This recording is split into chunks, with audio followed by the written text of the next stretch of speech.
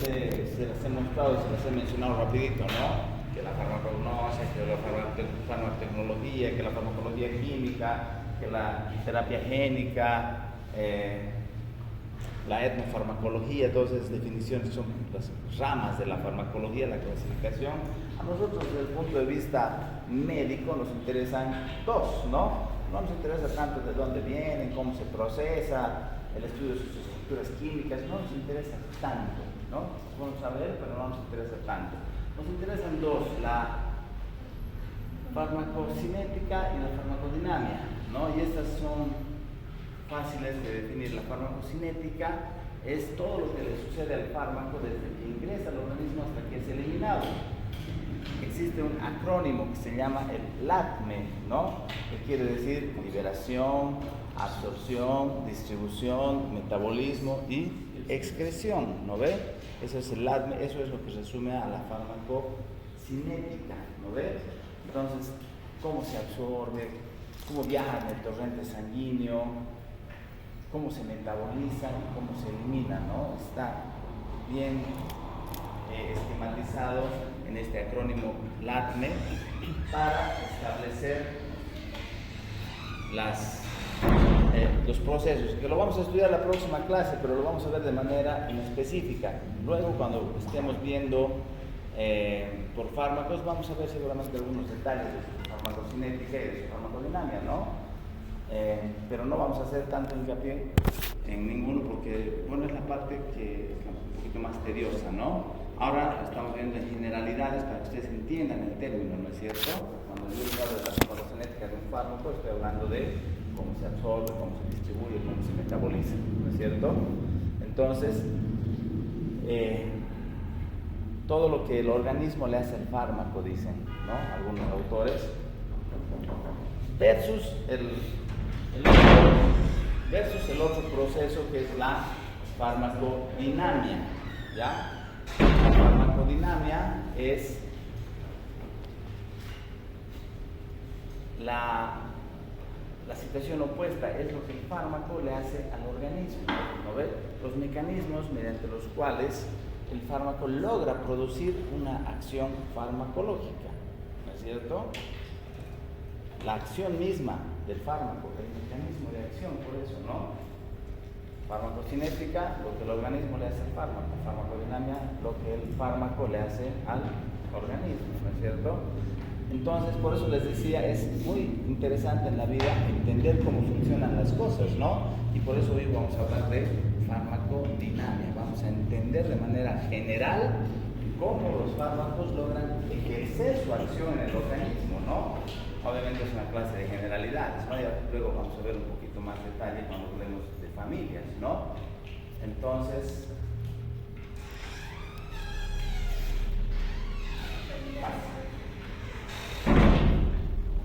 viene una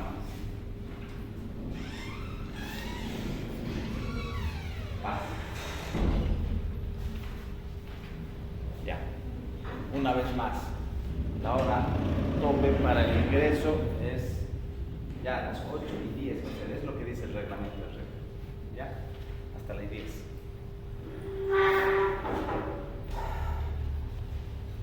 Entonces,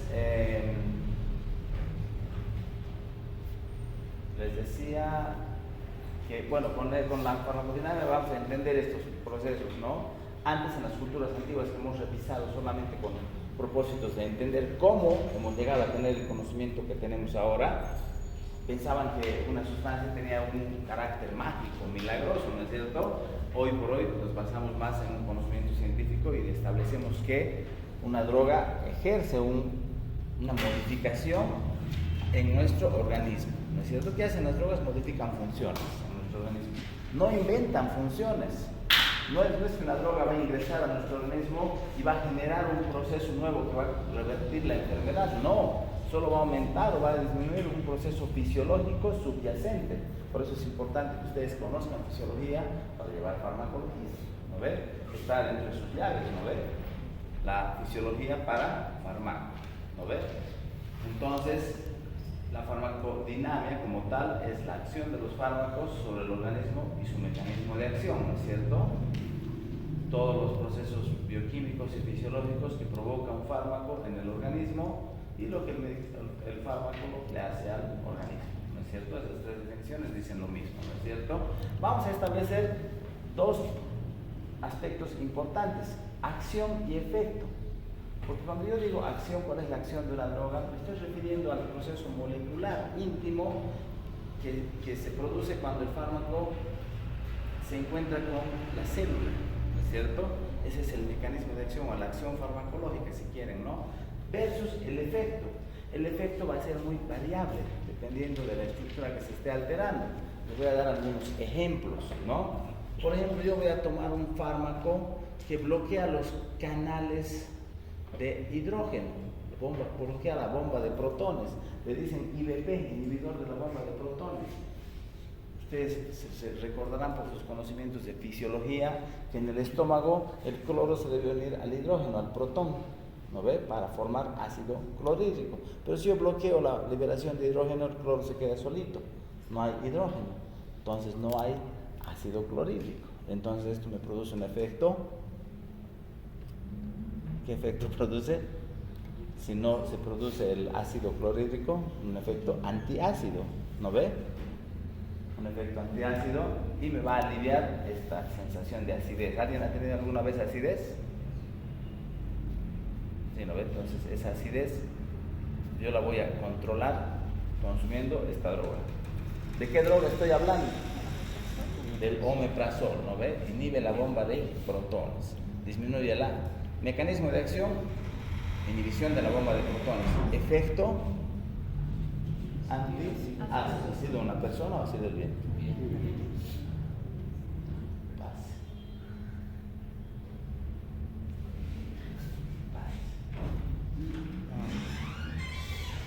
Cierre bien, por favor.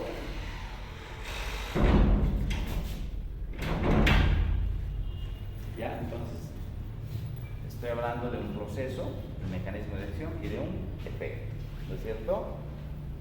Podemos dar otros ejemplos. ¿Alguna vez han tenido una lesión que requieran anestesia local para hacer una curación, algo? ¿Ustedes han sufrido alguna vez una lesión que requiera anestesiarlos? ¿Sí? ¿No ve? Le infiltran, ¿no ve? ¿Qué le han puesto? Lidocaína, ¿no ve? ¿Cuál es el efecto de la lidocaína? Anestésico, ¿no ve? Eso le permite clasificar los efectos de los fármacos, nos permiten clasificarlos en familias, ¿no ve? Es un anestésico, ¿no ve? La lidocaína es una... Pero ¿cuál es su mecanismo de acción? Bloqueo de los canales de sodio y calcio. Evita que la célula, que las terminaciones nerviosas, no células, tengan carga eléctrica positiva, porque bloquea el canal de sodio, ya no le entran iones positivos. Si no le entran iones positivos, queda lejos del umbral de despolarización, no se positiviza. Entonces, si está muy lejos del umbral de despolarización, para que llegue a su umbral de despolarización debe entrarle carga eléctrica positiva, ¿no es cierto? Y cuando llega aquí se despolariza, ¿no ves? Pero esta terminación nerviosa no puede despolarizarse nunca porque ha bloqueado sus canales de sodio y calcio. Entonces se queda aquí, hipernegativa, ¿no ves? Entonces, efecto anestésico, mecanismo de acción, bloqueo de los canales de sodio y calcio, ¿no ves? Otro ejemplo, una persona portadora de una arritmia, ¿no ves? El corazón, con su sistema de conducción, propaga impulsos nerviosos para generar una contracción del corazón de una manera coordinada, ¿no es cierto? Pero muchas veces esta coordinación tiene algún proceso que falla o altera su funcionamiento y el paciente es portador de una arritmia. Entonces yo debo disminuir la capacidad de despolarización. Igual voy a bloquear un canal, generalmente de potasio, de calcio, para disminuir la capacidad de contractilidad del corazón. ¿Cuál es el mecanismo de acción? Bloqueo de un canal de calcio, de potasio, depende del fármaco, ¿no? Y el efecto va a ser antiarrítmico, ¿no ves? Depende del órgano, ¿no es cierto? En cada órgano hay una caracterización en cuanto a su funcionamiento y la modificación de su función está en relación al funcionamiento del organismo, ¿no es cierto? Del órgano, mejor dicho, ¿no? Creo que ya, ¿no? Con eso. Un hito más si quieren, me acabo de acordar. Yo voy a, en el glomérulo, en el túbulo contorneado proximal, se debe reabsorber sodio. El sodio vuelve de la parte tubular al intersticio, ¿no es cierto? Porque primero se filtra y después debe volver el sodio, ¿no ves? A través de un canal de sodio. ¿Qué hace el sodio? Ejerce fuerza osmótica, ¿no ves? Entonces arrastra agua, ¿no es cierto? Si el sodio se queda en el túbulo, mejor dicho, si el sodio se reabsorbe, va a reabsorber agua, ¿no es cierto? Pero si yo bloqueo este canal, el sodio se va a quedar en el túbulo y va a proseguir a través del túbulo contorneado distal, túbulo colector, y se va a eliminar.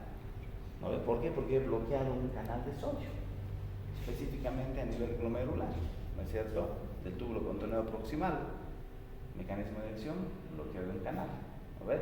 En este caso de sodio, en este caso muy específico, muy sensible a nivel renal, pero como no se va a reabsorber sodio y no se va a reabsorber agua, el efecto va a ser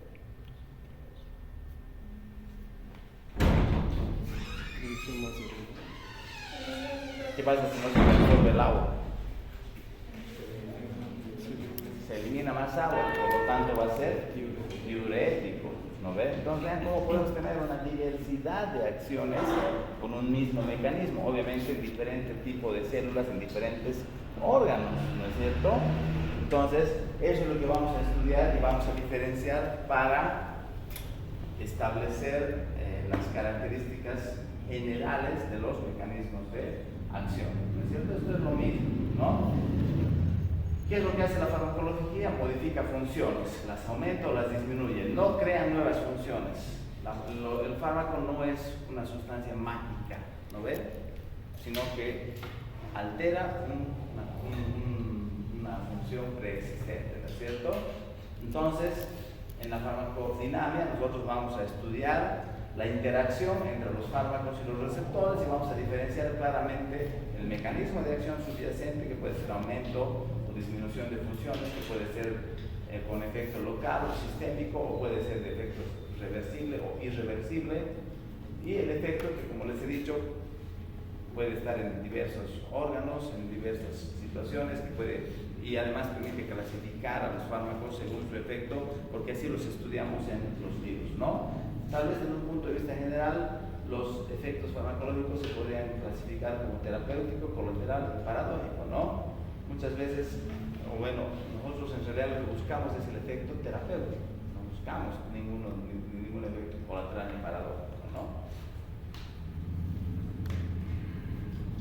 Les he hablado en los ejemplos de alteraciones en los canales iónicos. Casi todos mis ejemplos han sido alteración en el canal iónico, ¿no es cierto? Pero muchas veces el mecanismo está relacionado al bloqueo de un proceso metabólico, ¿no? A esto lo vamos a denominar alteración enzimática. El primero, se los puedo decir ahorita para que anoten bien sus apuntes. Mecanismos: alteración de canales iónicos, alteración enzimática, que puede ser excitatoria o inhibitoria,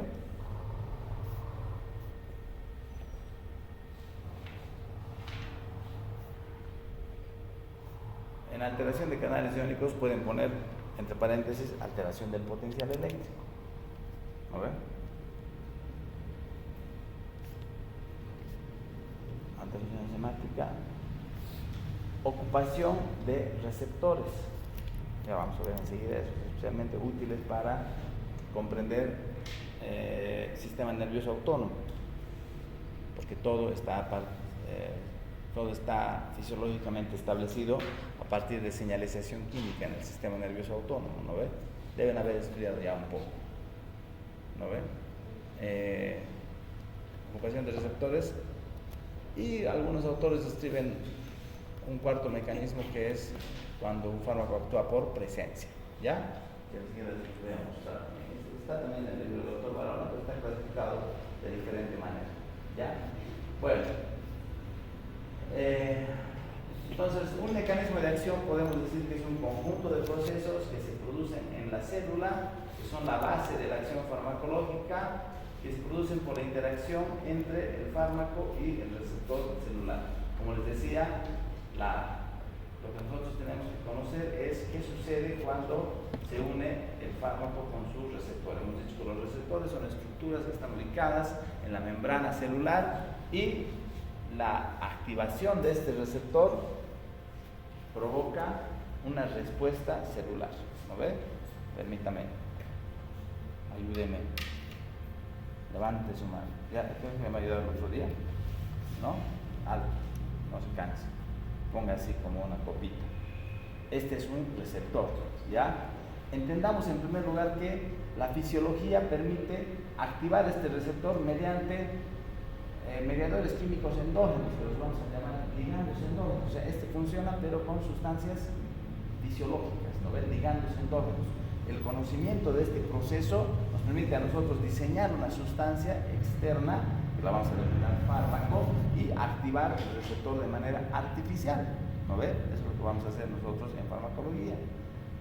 Ya pues, no hay vice, ¿verdad?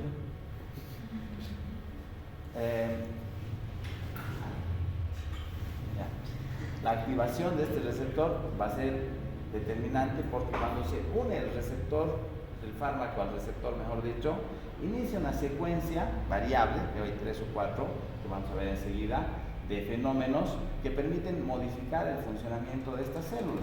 ¿No ven? Unos aumentan, unos disminuyen, unos activan un canal diferente, unos activan la proteínquinasa, otros activan la adenilato ciclasa. Tienen diferentes procesos que unos activan segundos mensajeros a través de la proteína G para la transcripción génica, para activar un codón. Unos activan directamente un receptor o mejor dicho, un receptor nuclear que activa un codón a nivel molecular que permite la orden de esta célula para aumentar la síntesis de una proteína. ¿No ven? Entonces, diferentes procesos. Muchas gracias. Entonces, unos bloquean, otra vez. Unos ocupan el receptor y bloquean un proceso enzimático, ¿no ven? Inhiben un paso metabólico, ¿no? Y este ejemplo les voy a dar ahora, gracias. La alteración enzimática, ¿no ven? Constantemente en nuestro organismo debe haber un recambio celular, ¿no es cierto? Porque nuestras células se agotan, pero las células que mueren no se les hace un entierro, ¿no ven? Las células que mueren deben ser degradadas, todos sus componentes deben ser degradados, metabolizados. Y de ahí, de la membrana especialmente, de todas las estructuras celulares, de la membrana celular, se libera fosfolípidos y colesterol. Los fosfolípidos de membrana se transforman en ácido araquidónico. El ácido araquidónico, por acción de la ciclooxigenasa, se transforma en los endoperóxidos cíclicos, que son las prostaglandinas y los tromboxanos. ¿Ya? Y estas sustancias, la mayoría de las prostaglandinas tienen carácter proinflamatorio, aunque algunas son antiinflamatorias. ¿Quién ha sido el último en entrar?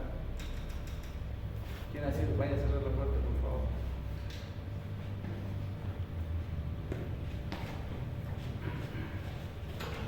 Entonces, sigue mal cerrado. Sigue mal cerrado.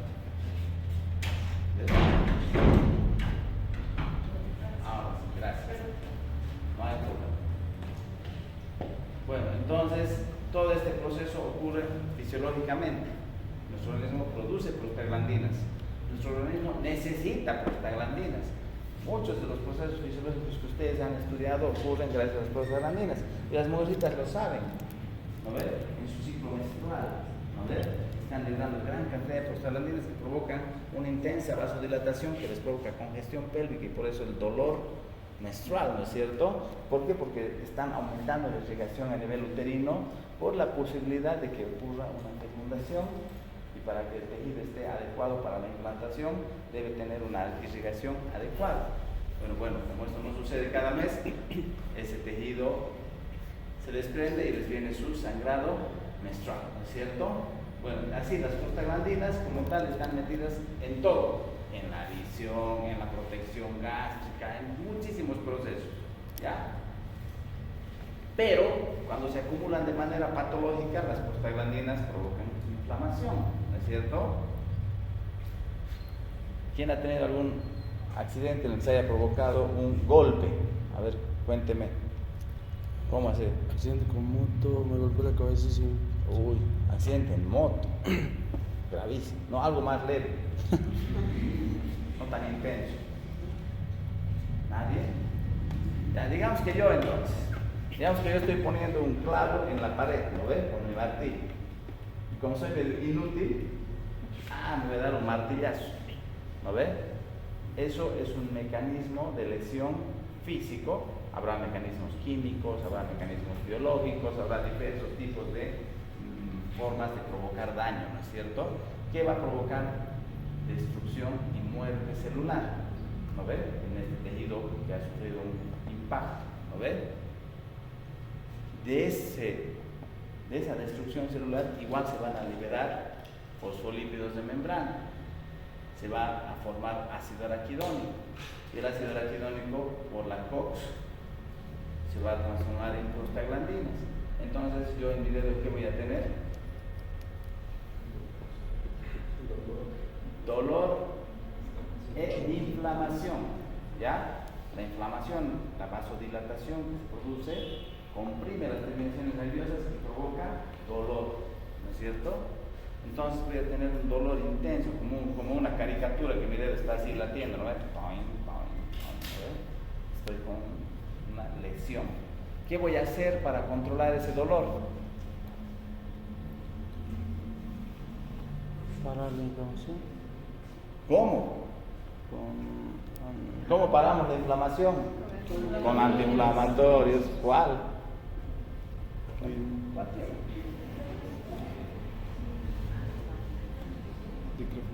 Diclofenaco, ibuprofeno, cualquiera, ¿no ves? De los más comunes, ¿no? Los más conocidos. ¿Qué hacen estos señores? ¿Qué hacen los AINES? ¿No ves? Toda una familia de fármacos. Fácil, solo bloquean a la COX. Son fármacos que provocan una alteración enzimática, impiden la acción de la ciclooxigenasa mediante la ocupación en un receptor, pero con un resultado final que está relacionado con el bloqueo del proceso enzimático.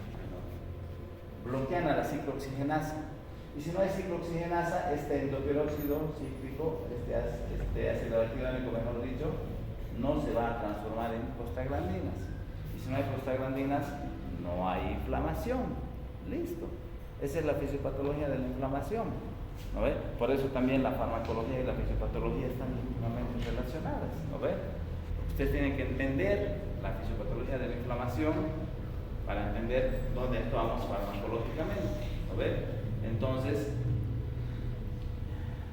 el fármaco como tal solamente va a bloquear a esta enzima que estaba favoreciendo la transformación, un paso metabólico bioquímico de ácido araquidónico a prostaglandinas, ¿no? Mecanismo de acción subyacente, alteración enzimática. Efecto, AINE o antiinflamatorio, ¿no ves? Bueno, eso mejor, lo correcto efecto es AINE, efecto antiinflamatorio. Familia de fármacos, AINES, ¿no ves? Todos los AINES que ustedes conocen. Naproxeno, ibuprofeno, ketorolaco, ketoprofeno, ya vamos a ver más adelante también, para que vean cómo mediante la alteración enzimática hay también acciones farmacológicas. Otro ejemplo bonito de alteración enzimática, ¿no ven? Han escuchado hablar de las penicilinas, ¿no ven? Obviamente, ¿no ven? ¿Qué es lo que hace la penicilina? Mata bacterias, ¿no ves? ¿Cómo? Por ese atributo de matar bacterias permite clasificarla como antibiótico, ¿no ves? Pero ¿cuál es su mecanismo de acción? ¿Cuál es su farmacodinámica? ¿Qué es lo que hace para matar bacterias? Inhibe la síntesis de pared celular, inhibe un pequeño proceso que nosotros conocemos como transpeptidación. Por si acaso yo en el examen, supongo que vamos a llevar antibióticos para el primer parcial, segurísimo. no les permito que me respondan inhibición de la síntesis de pared bacteriana, me parece incompleto. Cuando yo les pregunte me tienen que decir inhibe la transpeptidación. Eso es más técnico, más científico, más a la altura de un estudiante de medicina. ¿No ves? Inhibe un proceso que se denomina transpeptidación, que lo vamos a estudiar más adelante. ¿No ves? Se van a notar lo que yo diría que es pregunta de examen. ¿Ya? ¿Qué es cómo actúa la penicilina? Inhibe la transpeptidación. ¿Qué ha hecho? Ha bloqueado la acopulación de aminoácidos a nivel de la pared de la bacteria, y de esta manera la bacteria ha quedado con una pared celular débil, y por mecanismos osmóticos luego la bacteria, como no tiene resistencia a la presión intrabacteriana porque su pared es débil, estalla prácticamente, revienta. Ya por eso es tan efectiva hasta la actualidad la penicilina, ¿ya? Pero bueno, entonces vean, yo he bloqueado otro proceso enzimático ahora, ¿no? Estábamos hablando de una infección y de uso de antibióticos, ¿no ve? Pero he dado un ejemplo de alteración enzimática, he bloqueado un proceso metabólico y he logrado un efecto que lo podemos clasificar como, o permite clasificar estas sustancias como fármacos antibacterianos o antibióticos, ¿no ve? Mecanismo de acción, alteración enzimática, efecto antibacteriano, pero solo de las penicilinas. Por ejemplo, las quinolonas actúan alterando el DNA o otro mecanismo, ¿ya? Solo para las penicilinas se aplica, ¿no? Entonces, todo lo que nosotros estamos mencionando en relación a receptores, en relación a la acción farmacológica, está mediado por la interacción del fármaco con un receptor, con un sitio activo, ¿no? Que la interacción entre el fármaco y el receptor debe ser dinámica, saturable, específica, de alta afinidad, reversible, debe tener una constante, debe ser específica, debe ser predecible, se debe conocer las acciones. Para identificar un receptor se deben encontrar sustancias agonistas, esto sí saben, ¿no ve? ¿Cuáles eran los agonistas? Guarda su celular, por favor. ¿Cuáles eran los agonistas? Los que hacían lo mismo, ¿no ve? A ver, ¿cómo me ha dicho? Activan el proceso, ¿no ve? Como me ha ayudado aquí su amigo otra vez, ¿no ve? Hay un ligando endógeno, ¿no ve? Yo voy a usar un fármaco, pero el fármaco va a hacer lo mismo, no va a inventar un proceso nuevo, va a provocar la misma secuencia de respuestas que el ligando endógeno. El que hace lo mismo es el agonista, ¿no ve? Porque hay otros que se denominan antagonistas, ¿no ve? Va a venir el antagonista, que igual tiene afinidad y selectividad por el receptor, cuidado que el celular de su amigo, de malo que va a soltar. Se une al receptor, pero no activa las respuestas, ¿no es cierto? Pero este hecho es muy importante porque ni el ligando endógeno ni el fármaco que utilizo va a poder ocupar el receptor porque el receptor está ocupado, ¿no ve? No sé quién me ha contado, ¿no? Su historia de su novia. Entonces, la acción del fármaco se va a producir en relación al bloqueo que produce el antagonista. Pero yo les decía esto para que sepan que para identificar a este receptor se debe demostrar la existencia de agonistas y antagonistas para clasificarlo y entenderlo como un receptor y obviamente una respuesta celular, ¿no? Bueno, entonces los receptores es lo que nosotros vamos a estudiar y debemos conocer las secuencias que se producen tras su activación, debemos conocer sus ligandos endógenos. Existen receptores ubicados en la membrana, receptores citoplasmáticos, receptores nucleares que van a transcribir información que modifica el funcionamiento en la célula, ¿no es cierto? Ya, entonces eso. Entonces, esto es lo mismo, ¿no ves? Receptores asociados directamente a canales iónicos son los que provocan alteración, bloqueo de canales. ¿Cómo les he dicho? Alteraciones iónicas, ¿no ves? Receptores asociados a canales iónicos. Receptores acoplados a proteína G es lo que yo les he dicho, ocupación de receptores. Estos están generalmente acoplados a proteína G. Receptores catalíticos asociados a proteína sinasa son los que producen alteración enzimática, ¿no ves? Y receptores acoplados asociados al DNA son los que transcriben información directamente al núcleo. ¿No ven? Esto es más esquemático. Un receptor es una proteína transmembrana, es decir, que atraviesa el espesor de la bicapa lipídica. ¿No ven? Cuando están así dos juntos, al medio están conformando un canal. Y este canal está regulando la concentración iónica de diversos iones, puede ser de sodio, puede ser de hidrógeno, puede ser de calcio, como hemos mencionado en el ejemplo, ¿no ven? El estómago obviamente será el de hidrógeno, ¿no es cierto? En el riñón será el de sodio, ¿no ven? En las terminaciones nerviosas periféricas será el de sodio y calcio para controlar el proceso de la despolarización cuando le metemos lidocaína a un paciente, ¿no es cierto? Entonces este receptor es un canal iónico, dos proteínas transmembrana que en el medio conforman un canal muy específico. Cuando esta partecita de aquí afuera, una esfera que estoy intentando señalar con el puntero, es el ligando endógeno o el fármaco.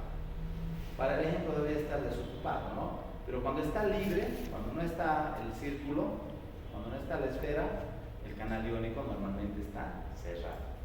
¿Lo ven? Cuando se ocupa por el receptor, el canal se abre. Esto de los canales iónicos, para que lo entienda, yo se los comparo con una puerta. ¿No ven? Ahí está la puerta por donde pasamos. Para entrar necesitamos llave. La llave es el ligando endógeno o el fármaco. ¿No ven? Con la llave abrimos la puerta, pasan los iones, ¿no es cierto? Pero, aunque tal vez no valga la pena mencionarlo en este momento, estos canales iónicos tienen una variabilidad de respuestas, tienen 3 estados interconvertibles. Vamos a mencionarlos. Receptor libre, canal cerrado. Receptor ocupado, canal abierto. Pero hay un tercer estado que se denomina de refractariedad, que es cuando el receptor es ocupado de una manera excesiva. Es como si el canal iónico se resentiría por el abundante flujo de iones, y aún pese a la presencia del ligando endógeno o del fármaco, el canal iónico se cierra, pasa a un estado de desensibilización, ya no responde, ¿no? Entonces se cierra. Bueno, eso va a ser importante para que entiendan algunos procesos más adelante, ¿no? La activación de estos canales iónicos provoca despolarización o hiperpolarización, como hemos mencionado en algunos ejemplos, ¿no es cierto? Su respuesta es inmediata en milisegundos, ¿no? Estos son los receptores acoplados a proteína G, muy importantes para la activación de las terminaciones nerviosas periféricas. Vamos a ver en práctica, esta parte está más asignada a la práctica, de lo que es sistema nervioso autónomo, que todos los órganos en nuestro organismo, todas las respuestas están reguladas por nuestro sistema nervioso periférico, ¿no es cierto? Entonces, si yo, por ejemplo, lo mando a trotar a mi amigo, que dé una vuelta a toda la facultad, todas las gradas y vuelva, cuando vuelva lo voy a encontrar taquicardia, ¿no ve? ¿Qué ha pasado? El aumento de las necesidades metabólicas ha generado un estímulo que ha provocado una respuesta autónoma, automática, porque no es razonada, que ha dicho estos músculos, este organismo necesitan mejor irrigación y por lo tanto vamos a aumentar la frecuencia cardíaca para que llegue más sangre y oxígeno a todos los tejidos. Entonces cuando él vuelva aquí va a estar taquicárdico, taquipneico. Eso es respuesta autónoma, ¿no es cierto? Yo puedo modificar, puedo alterar esta respuesta, pero eso vamos a estudiar en práctica, porque ese capítulo está asignado a la práctica más que todo. Y eso ocurre mediante la ocupación de receptores acoplados a proteína G que están relacionados a la activación de segundos mensajeros que inician la fosforilación de proteínas, liberación de calcio, liberación de adenilciclasa, y bueno, eso nomás, que puede aumentar o disminuir una respuesta. ¿No ven? En las noches cuando dormimos ya más, en el ejemplo de mandarlo a trotar, ha habido activación simpática. ¿No ven? En la noche cuando dormimos hay más activación parasimpática, ¿no ven? Entonces se libera otro tipo de mediador, activa otro tipo de receptor, activa la proteína G, pero le da una orden de disminuir funciones, entonces su metabolismo hepático, su peristaltismo, y muchas funciones disminuyen más bien, ¿no? Por eso el simpático aumenta funciones y el parasimpático disminuye, ¿no es cierto? Pero todo esto ocurre por liberación de mediadores químicos, activación de receptores y activación de una secuencia de respuestas intracelulares que determinan un efecto, ¿no es cierto? Igual la respuesta es en segundos y bueno, hay varios ejemplos, ¿no?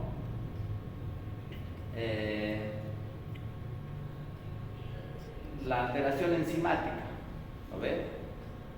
La alteración enzimática igual está relacionada a la ocupación de un receptor que provoca aumento o disminución de un proceso metabólico mediante la transcripción génica que puede aumentar la síntesis o disminuir la síntesis de una proteína. El efecto tarda un poquito más, ¿no? Aquí viene el ejemplo de los AINES, por ejemplo, ¿no? Donde hemos realizado una alteración enzimática, ¿no? Cuando hablamos de receptores de sinasas o quinasas, se estudian muchos fármacos que tienen propósito anticancerígeno, ¿ya? Pero no está dentro del programa del perfil académico en ninguna universidad de Bolivia, por si acaso, en la farmacología, el estudio de fármacos anticancerígenos. Pertenecen más a una formación de especialidad quienes se vuelvan oncólogos, ¿no? Nosotros como tal no vamos a llevar. Si acabaríamos el programa con comodidad y al finalizar el año vemos que podemos llevarlo, aunque no entre en el examen, podemos ver un poquito, un pantallazo, por ejemplo, ¿ya? Pero más depende de ustedes que me hagan recuerdo, ¿ya? Y bueno, los receptores nucleares que están ubicados en la membrana nuclear, que directamente dan una orden de transcripción génica, activación de un codón para iniciar una síntesis de una proteína, ¿no? Aquí es donde apunta la farmacología moderna, ¿no es cierto? Les he hablado el otro día, creo, del Alzheimer, ¿no ve? Hemos dicho que el Alzheimer es el déficit de proteína beta amiloide, ¿no ve? Entonces han dicho, activemos a nivel de un receptor nuclear, identifiquemos primero cómo se sintetiza esta proteína beta amiloide y activemos estos genes que la sintetizan para aumentar los niveles de proteína beta amiloide y controlar el Alzheimer, ¿no? Y así muchas enfermedades se intentan controlar a nivel de transcripción génica, pero muchas otras acciones farmacológicas inevitablemente van a seguir uno de estos procesos. Entonces, con este cuadro yo les puedo explicar cualquier fármaco. Es más, los desafío a que me pregunten. Cualquier familia de fármacos puede ser antidepresivo, así como familia, digamos, yo les digo, actúa así, así, así. Antidepresivo, antibiótico, anticancerígeno, anti lo que quieran. Yo les demuestro con esto que esa familia de fármacos actúa por uno de estos procesos. Eso es lo que hace la farmacodinamia, estudia el proceso íntimo a nivel molecular con diferentes efectos. Les he demostrado ya que un mismo mecanismo puede provocar como 5 familias de fármacos, ¿no es cierto? Entonces, bueno, ¿alguien tiene curiosidad por algún fármaco? Hay nada más. Aquí, los antirreumáticos bloquean un proceso enzimático parecido a los AINES. Tampoco está para los antirreumáticos en el programa. Antidepresivo, aquí, activación de proteína G.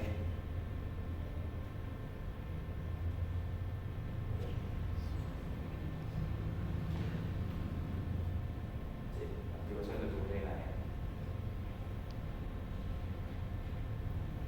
Porque este mecanismo de la activación de proteína G es muy importante para la transmisión de impulsos nerviosos. ¿Ya? Y obviamente también la alteración de canales iónicos también es importante para la propagación del impulso nervioso. Ustedes saben que un impulso nervioso como tal depende de potenciales eléctricos que se activan por el potencial eléctrico de membrana que está regulado por estos canales que están activándose por la apertura o cierre de estos canales, que depende de la llegada de un ligando endógeno o de un fármaco que pueda abrir o cerrar estos canales, ¿no ven? Se abre el canal, se vuelve positiva la neurona, se despolariza, ¿no ven? Entonces, por esos mecanismos que actúan todos los fármacos, todo lo que ustedes pueden imaginarse se puede explicar en este cuadrito, ¿no? Ya más adelante, de repente solo lo mencionemos, ¿no? Pero hoy por hoy les va a quedar imagen de que tenemos estos procesos que nos permiten explicar todas las acciones farmacológicas. ¿Lo ven? ¿Algún otro? ¿Puede ser alguna función mixta, doctor? ¿Qué? Acción mixta, ¿qué puede ser? Mixta. Hay algunos como la metformina, por ejemplo, que está aquí, pero inicialmente activan un receptor acoplado a proteína G y la proteína G puede activar un proceso enzimático o la proteína G puede activar un canal. Se puede interpretar como una acción mixta. ¿Ya? Su mecanismo original es la activación de receptores acoplados a proteína G. ¿Ya? Pero los procesos que desencadena pueden estar relacionados a la activación de otros canales o de otros procesos enzimáticos. Está esquematizado. Puede ser. Algunos parámetros importantes: afinidad y eficacia. ¿No ve? La afinidad es la capacidad que tiene un fármaco para unirse, la eficacia es la capacidad que tiene para producir el efecto, ¿no es cierto? Entonces, un agonista debe tener afinidad y eficacia, pero un antagonista solo debe tener afinidad, porque no va a tener eficacia, ¿no ve? Porque hemos dicho que el antagonista no hace nada, ¿no ve? Solamente,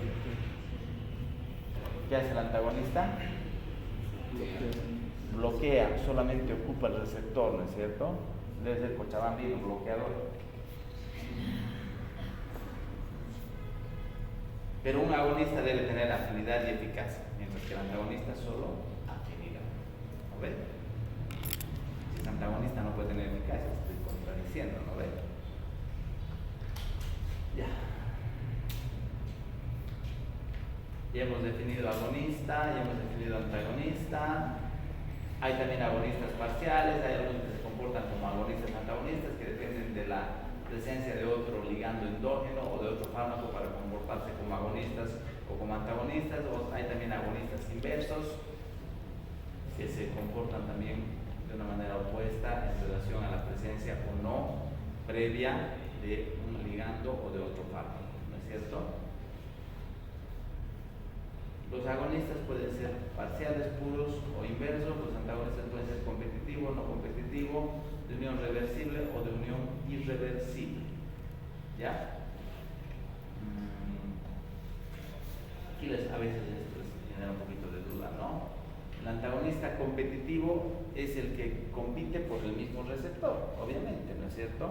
Un ejemplo clásico es la reacción alérgica. ¿No ve? ¿Qué ocurre durante una reacción alérgica?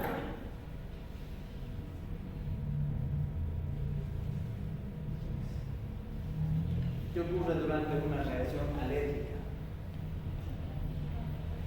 Choque antígeno-anticuerpo. Bien, ¿qué provoca ese choque antígeno-anticuerpo?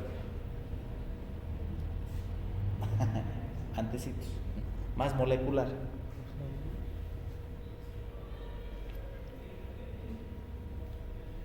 Liberación de histamina, ¿no es cierto?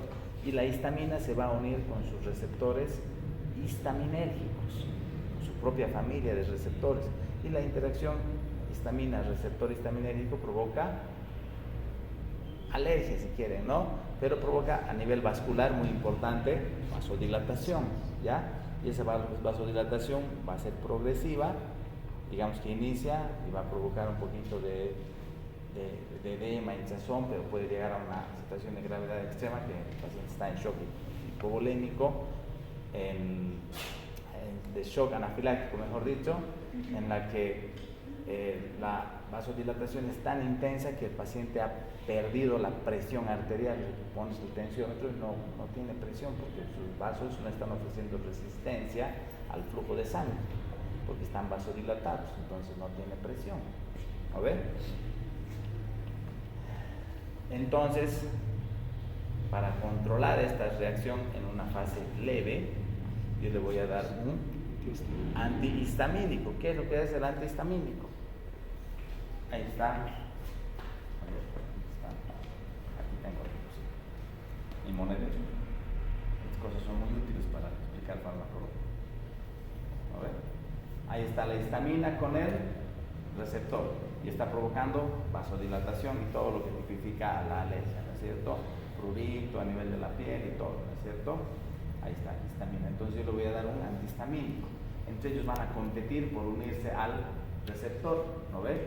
¿Quién ocupa el receptor? La sustancia que se encuentra en mayor concentración, le voy a meter dosis elevada de antihistamínico y al final voy a desplazar a la histamina y mi antihistamínico se va a quedar aquí, pero el antihistamínico es un antagonista, tiene afinidad pero no eficacia, según el receptor, pero no provoca efecto, ¿no ves? Solo ocupa el receptor. ¿Cuál es el hecho importante? Que va a evitar que la histamina sí provoque efecto, ¿no ves? Entonces, he controlado la reacción alérgica mediante un antagonismo competitivo, ¿no ves? Me he opuesto a la acción del ligando endógeno, los dos brazos arriba. Este que sabe fármaco, ¿no ves? También existe un antagonismo no competitivo. Sigamos con el mismo ejemplo. La histamina está unida aquí al receptor histaminérgico y está dando la orden de producir vasodilatación. Esa es la que nos preocupa, la vasodilatación. Esa es la que mata al paciente, ¿no ve? La vasodilatación intensa que se produce por la orden, porque está acoplado a proteína, el receptor histaminérgico está acoplado a proteína G, y la proteína G le está dando una orden al núcleo de célula para producir vasodilatación, una respuesta de liberación de sustancias químicas que provocan vasodilatación. Pero ya está en shock, ya no es una alergia leve, ya está choqueado, ya está hipotenso, presión cero, ¿no? Entonces, ¿qué voy a hacer yo? Le voy a dar adrenalina, ¿no ves? Es el tratamiento para el shock anafiláctico, ¿no ves? Pero ¿qué hace la adrenalina? Actúa en otro sitio, ¿no ves? En otro receptor, en un receptor adrenérgico. Los existen alfa y beta, ¿no ves? Pero el receptor alfa, específicamente, igual un receptor acoplado a proteína G, transcribe información a esta célula que le dice, provoca vasoconstricción. Es más, esta orden es más potente, mucho más potente. Entonces va a predominar la orden de vasoconstricción. He antagonizado los efectos, pero ocupando receptores diferentes. Antagonismo no competitivo, porque mis fármacos, las sustancias que he usado, no han competido por el mismo receptor, han actuado en un receptor completamente diferente. Gracias. Competitivo, no competitivo, ¿no ve? Y bueno, el no competitivo, reversible y irreversible, todas las sustancias que se unen a un receptor inician un proceso de metabolismo. El organismo regula la unión de los ligandos endógenos, que son los fisiológicos, para que no se queden mucho tiempo sobre el receptor. Él va a ser una enzima, se va a liberar un neurotransmisor, un ligando endógeno, va a provocar la orden, pero rápidamente va a quitar el ligando endógeno. Eso, ¿ve? Y entonces la orden se interrumpe, ¿no ve? Entonces eso es reversible, ¿no ve? Todos los ligandos endógenos son reversibles. Se va a volver a liberar, se va a volver a liberar otro ligando endógeno, se va a producir la orden, para que la célula provoque esa respuesta y va a venir la enzima y nuevamente lo va a retirar, ¿no ve? Hay mecanismos de control endógenos, ¿cierto? Pero como los fármacos son sustancias sintéticas, a veces el organismo no puede retirarlos, ¿no ve? Le doy un fármaco, el fármaco se une al receptor y va a venir el sistema enzimático y va a intentar retirar. No puede, ¿no ve? Porque se ha unido por enlaces covalentes, ¿no ve? Entonces esta es una unión irreversible, ¿ya? Pero no es irreversible en el tiempo, porque la célula detecta esta unión y esta orden constante, porque mientras esté el ligando endógeno o el fármaco, mejor dicho en este caso, sobre el receptor, mientras tenga selectividad, afinidad y eficacia, se va a seguir dando la orden, ¿no ve? Entonces la orden se vuelve muy intensa, ¿no ve? Entonces esta célula agarra e interioriza el receptor, así con el ligando o con el fármaco, y sintetiza uno nuevo. Pero sí se puede clasificar o entender como irreversible porque los sistemas de control enzimático no son capaces de retirar el fármaco del receptor. Su acción sí dura mucho más tiempo, ¿ya? Por ejemplo, aunque tal vez los confunda, ¿es hora? Por ejemplo, existe una enfermedad que se denomina feocromocitoma. es un tumor de glándula suprarrenal. Estos pacientes tienen una hiperproducción de adrenalina, ¿no ve? Entonces, y como de la glándula suprarrenal la adrenalina sale directamente a la circulación, tienen una activación simpática generalizada constante, ¿no ve? Es como si estarían asustados, como si hubiesen ido a trotar, como si estarían agitados todo el tiempo, porque todo el tiempo todos los órganos que reciben innervación autónoma reciben órdenes de aumentar funciones, estará taquicárdico, sudoroso, va a tener toda la clínica típica de la activación simpática, ¿no ve? Constante. Entonces, ¿qué le voy a dar a este paciente? Un antagonista irreversible, ¿no ve? Para controlar a la noradrenalina o a la adrenalina, ¿no ve? Para controlar esta sustancia, porque hay mucha adrenalina y se están activando los receptores alfa 1, alfa 2, se está produciendo todo, vasoconstricción, se vuelven taquicárdicos, se vuelven hipertensos esos pacientes, ¿no? Entonces yo le voy a dar fenoxibenzamina, un antagonista que desplaza la noradrenalina, se une al receptor por enlaces covalentes y no permite que la noradrenalina siga o pueda dar su orden, ¿no ve? Necesitaba yo controlar a la noradrenalina, ¿no? Un antagonismo competitivo y irreversible, ¿no ve?